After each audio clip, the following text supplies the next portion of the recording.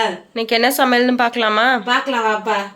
அதுக்கு முன்னாடி நம்ம செல்ல பிள்ளை சால்வி சேனலை சப்ஸ்கிரைப் பண்ணிக்கிறங்க, லைக் பண்ணுங்க, கமெண்ட் பண்ணுங்க, ஹைப் பண்ணுங்க. வாங்க வீடியோக்குள்ள போய் பார்க்கலாம். ஓகே, என்ன சமைச்சிருக்கிறோம் அப்படின்ட்டு. இன்னைக்கு சாப்பாடு போட்டாச்சு. சாப்பாடை போட்டுட்டேன் பிளேட்டில். ஏற்கனவே கொஞ்சம் முடிஞ்சிருச்சு சால்விக்கு சாப்பாடெல்லாம் கட்டிட்டு.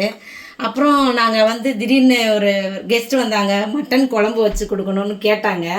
அதனால் திரும்ப மட்டன் குழம்பு செஞ்சாச்சு. இந்த எல்லா பார்ட்ஸும் சேர்ந்தாப்புல, அதாவது அதான் கிடச்சிது. இன்னைக்கு பார்ட்ஸ்லாம் இருக்குது தெரியுமா? ஹார்ட் இருக்குது, அப்புறம் வால் இருக்குது, எல்லாமே இதில் இருக்குது. ஈரல் இருக்குது, அப்புறம் என்னது இந்த நுரையீரல் ஆமாம், அது எல்லாமே இதில் இருக்குது.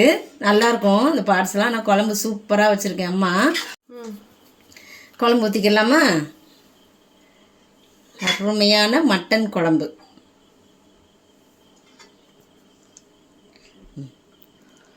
இங்கே வந்து சிக்கன் கிரேவி பண்ணி பையன் வீட்டிலேருந்து, சின்னவர் வீட்டிலேருந்து வந்தது இது. அதுவும் வச்சுக்கலாம். அங்கே போயிருந்தேன் நான். அவங்கள போய் பார்த்துட்டு வரலாம் அப்படின்ட்டு அப்படி ஒரு ரவுண்டு போகலான்னு போனால், அம்மா நீங்கள் வைக்கிற மாதிரி ஒரு சிக்கன் கிரேவி வச்சு தந்துட்டு போயிருங்க அம்மாவா. சரிப்பா கொடுப்பா. அப்படியே வச்சு எடுத்துக்கிட்டு வீட்டுக்கு வந்துட்டேன். இங்கே வந்து சமைச்சிட்டேன். கடைன்னு இங்கே சமைச்சு எல்லாரும் சாப்பிட்டுட்டோம். கொஞ்சம் கொஞ்சம் எல்லாருக்கும் கொடுத்துட்டேன்.